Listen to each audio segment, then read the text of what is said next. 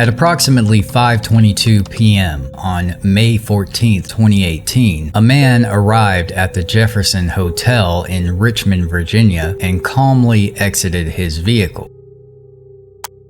Everything seemed normal as he passed through the lobby and continued walking. But once he got past the front desk, the man removed his shirt as he ventured deeper into the hotel, appearing lost or confused. Eventually, he made his way down a long hallway that led to the back area of the hotel. Aside from abandoning his shirt in the lobby, there still wasn't much about this situation that could be seen as particularly alarming. But things took a turn for the worse from here, as the man appears to have a tense verbal exchange with an employee out of the camera's view before storming out of the hotel. When he comes into view on the hotel's exterior camera, the man can be seen sprinting, fully unclothed, back to his car before driving away. What happened next would spark community uproar, force legislative change across the entire state, and start a fight for justice that still isn't over.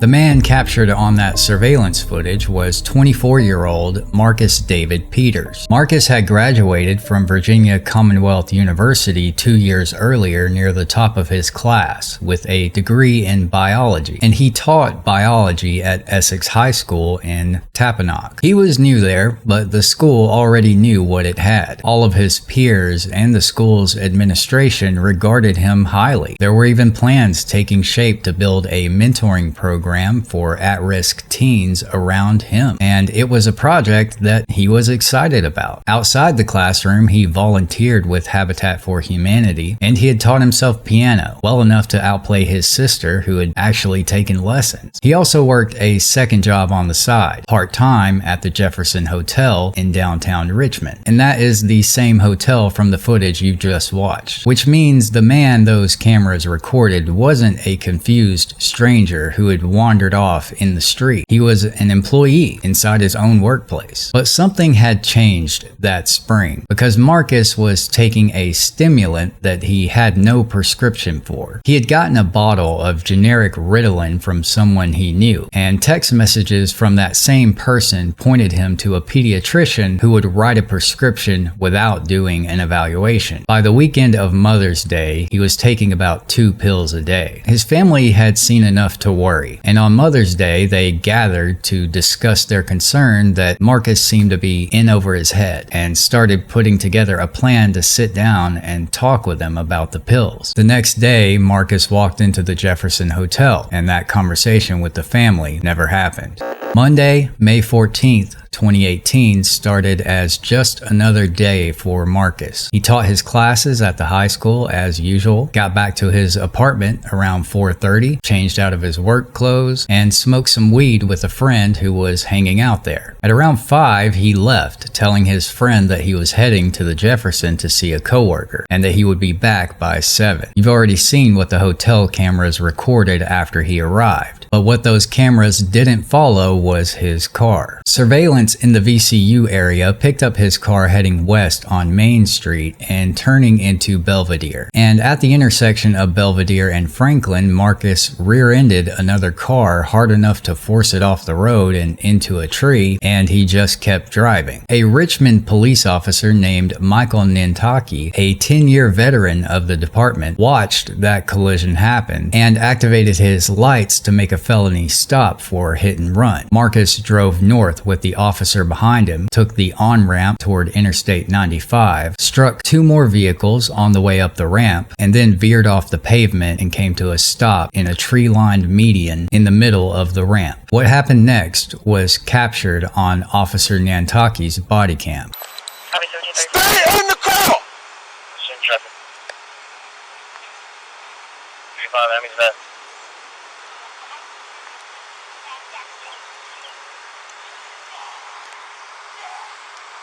427 male seems to be mentally unstable as we speak. Well, he's still in the vehicle, is that correct? 10-4.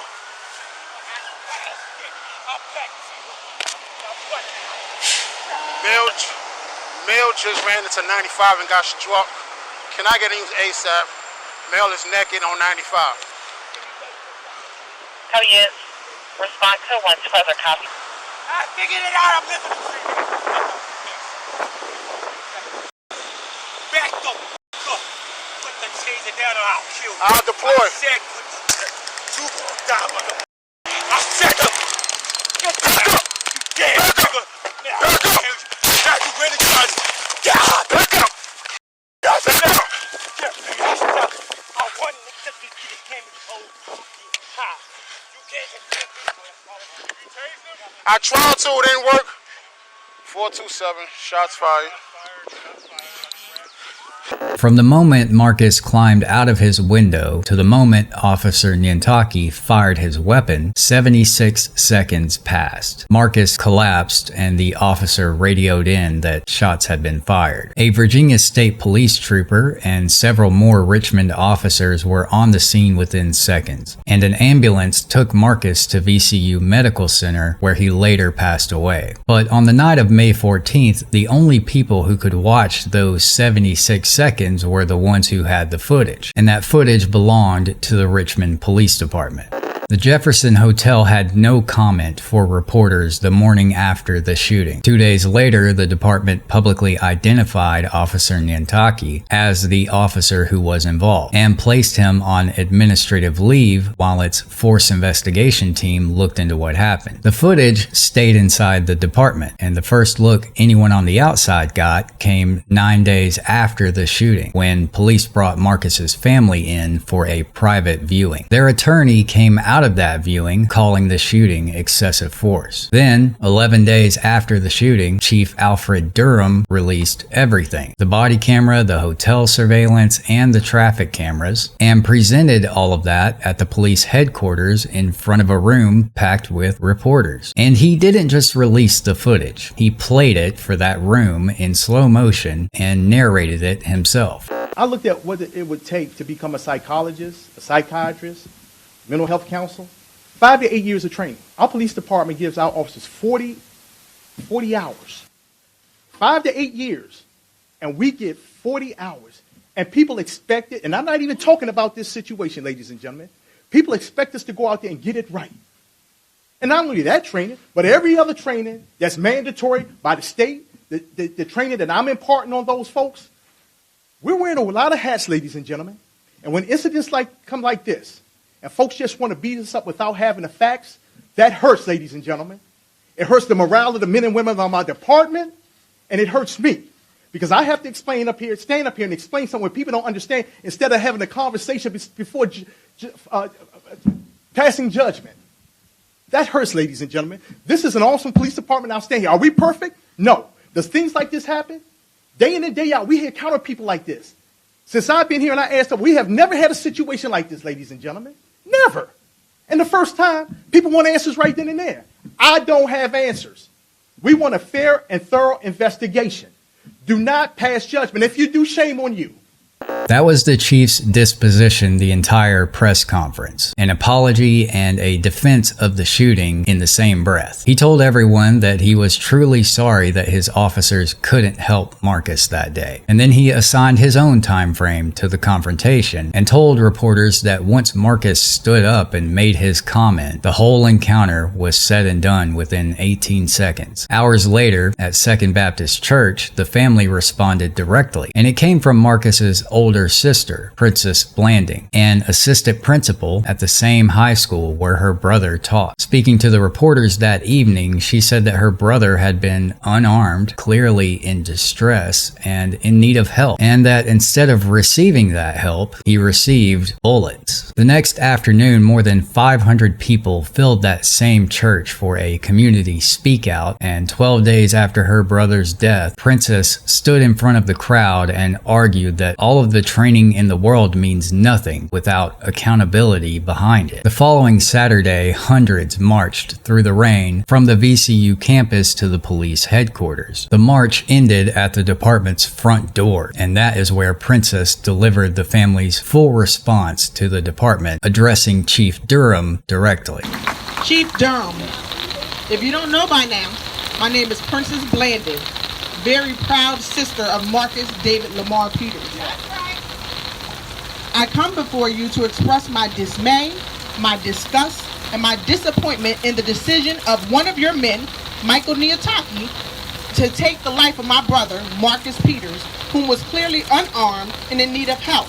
The family had their demands. They wanted the case taken into a courtroom and judged there. And they wanted Officer Nyantakyi fired. They wanted the department's training curriculum made public and reviewed by outside experts. And they wanted the apology done again, sincerely this time, and without a defense attached to it. And they put a timer of their own on the department, giving Chief Durham 24 days to publicly acknowledge and respond to their demands. 1 day for each year of Marcus's life. The case was already heading to a prosecutor with or without the family's demands, because every use of deadly force by Richmond Police gets reviewed automatically by the Commonwealth's attorney. That review went to Richmond Commonwealth's attorney Michael Herring, and his office spent 3.5 months looking into it. They interviewed Officer Nyantakyi in person, worked through all the footage and the forensics, and sat down with Marcus's family at the end of August. Then, on the last day of August in 2018, Herring, along with the report's co-author LaToya Croxton, announced what the office had decided. So let me start by saying that obviously we've decided not to submit the matter to the grand jury. And I think we reached that conclusion, it's probably fairest to say, because we saw no evidence of probable cause of any of the states of mind that would warrant submitting the matter to a grand jury. And so examples of the sort of intent or thought process that would warrant a submission would be deliberate indifference, recklessness, malice, or anything else that you all know to be consistent with criminal wrongdoing.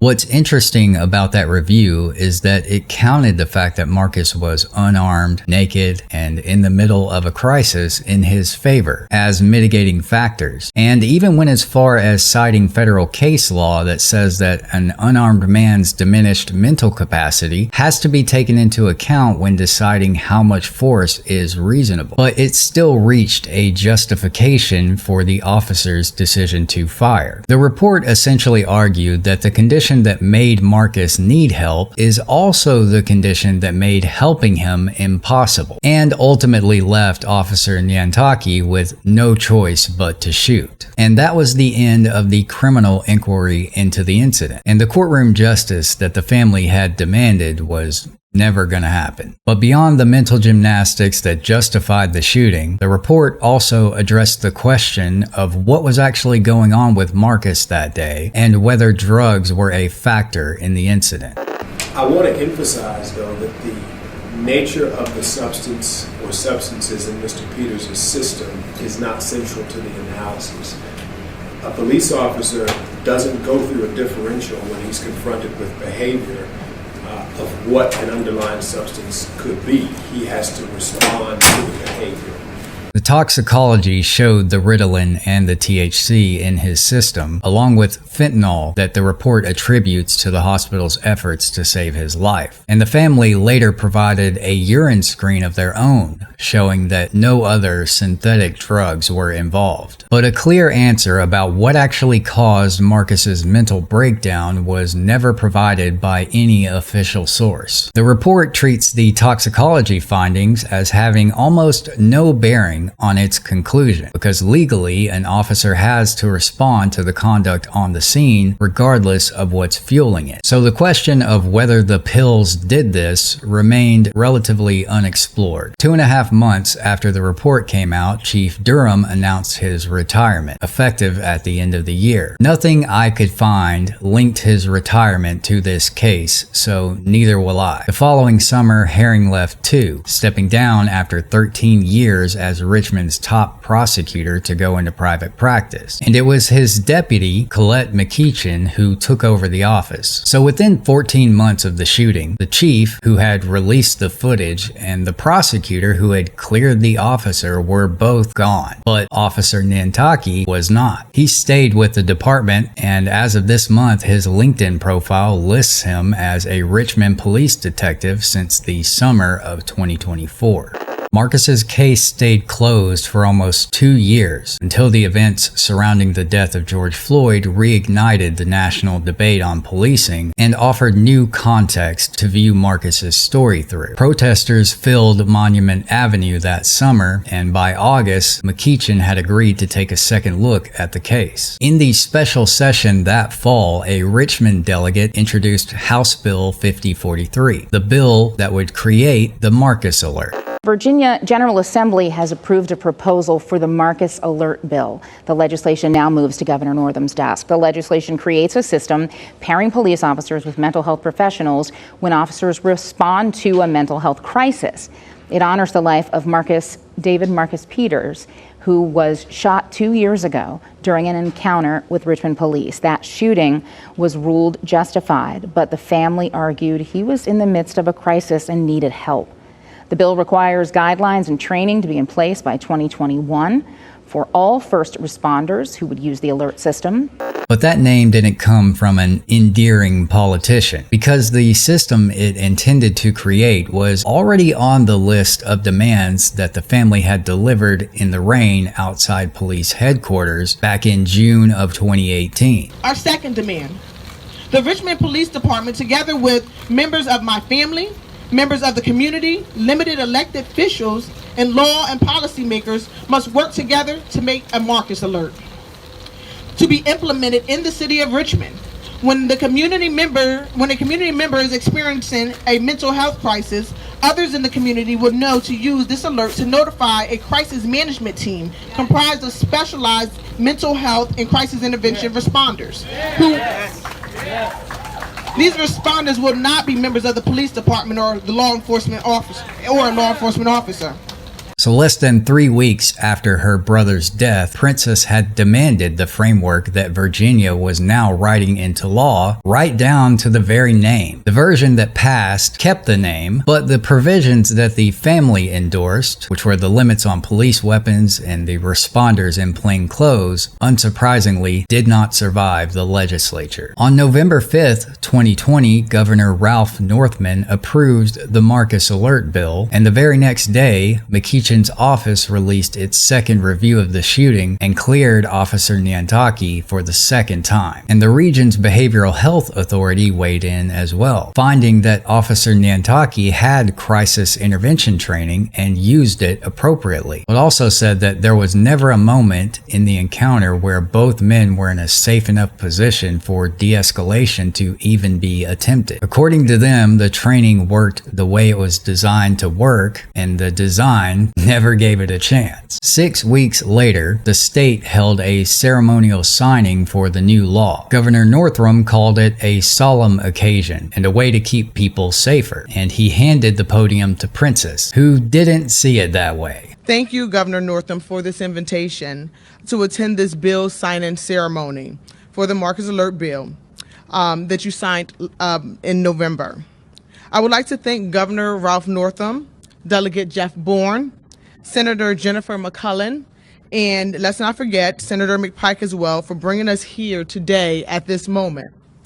Please take a moment to pat yourselves on the back for doing exactly what this racist, corrupt system, and broken, may I also add, expected you all to do. Make the Marcus Alert Bill a watered down, ineffective bill that will continue to ensure that having a mental health crisis results in a death sentence. Marcus David Peters, along with so many others, deserves help, not death. Although the Virginia Democratic Party is the majority in both the House, Senate, and yes, we do have a Democratic governor, you all have succeeded again at felling the people and making this bill, along with the CRB bill, ineffective. 2 weeks after that speech, Princess filed to run for governor herself. And when the election came, she finished with 0.7% of the vote. Marcus's story never reached a courtroom. No criminal charges were ever filed. And the family didn't pursue a lawsuit that I could locate. So their entire fight for justice was dependent on the legislature and the ballot box. The Marcus Alert launched on December 1st, 2021 in 5 regions across the state, Richmond included, but it didn't take long for politicians to start peeling that law back. Within 2 months, lawmakers were already loosening it. Localities with 40,000 people or fewer were allowed to opt out of the system, and the statewide completion date moved from 2026 all the way back to 2028. In Henrico County, where Marcus had lived, law enforcement's ability to handle mental health cases remained in question even after the law was passed. In 2022, after county police shot and killed a 20-year-old whose father said he had been struggling with depression, the county's justification was that the alert had not been used, that safety threats had been identified, and that the system only gets applied on a case-by-case basis. 8 months later, Irvo Otinho, a Henrico man in a mental health crisis, died in custody, and his death is its own story. But that week, Henrico still wasn't using the Marcus Alert, and under the loosened law, it didn't have to until 2028. And that brings this story to right now, July 2026, which is the month the original law promised that the system would cover all of Virginia. What Virginia actually has is 17 plus localities running a system from 8 a.m. to 11 p.m. Supporters still trying to find money for around-the-clock coverage, and the statewide requirement itself is now 2 years further away. 8 years after the death of Marcus, Princess continues to advocate for mental health response reform and police and government accountability, despite those calls and the prevailing demands of the public largely falling on deaf ears for nearly a decade. Marcus now has a law named after him and a dedicated system that answers mental health calls in some parts of Virginia, most hours of the day, and prosecutors reviewed the circumstances surrounding the last moments of his life twice, and both times they found his death justified. But no one with any authority ever had to answer for the design of the system itself. The Marcus Alert was supposed to fix that. And remember, this was their system that his own family designed just 3 weeks after he died. But of course, the state kept his name, dropped the provisions that the family actually cared about, loosened what was left while it was still rolling out, and pushed back the final deadline before the original one had even arrived. That original deadline was this month, and those political promises still have not been fully delivered. And there's one more documented fact that sits quietly underneath this whole story, which is that everyone in it was African American. Marcus, the officer who shot him, the chief who released the footage, and both of the prosecutors who reviewed it. And to me, that takes the easiest explanation off the table, because you can't say that what happened to Marcus was the result of prejudice of the people involved. Whatever failed Marcus was built into the process itself, and it would have failed you just like it did him. The encounter that killed Marcus took 76 seconds, but building the system that his family asked for has taken 8 years and counting. If you stuck around to the end of this video, thank you. Watch time is one of the biggest factors the YouTube gods consider when deciding whether this kind of story is worth showing to more people. So I appreciate your temporal sacrifice to the mighty algorithm. And a like and a subscribe would also go a long way. So if you feel that this content earned it, your support would mean a lot. And that's all I got for you today, folks. I'll see you in the next one. Cheers.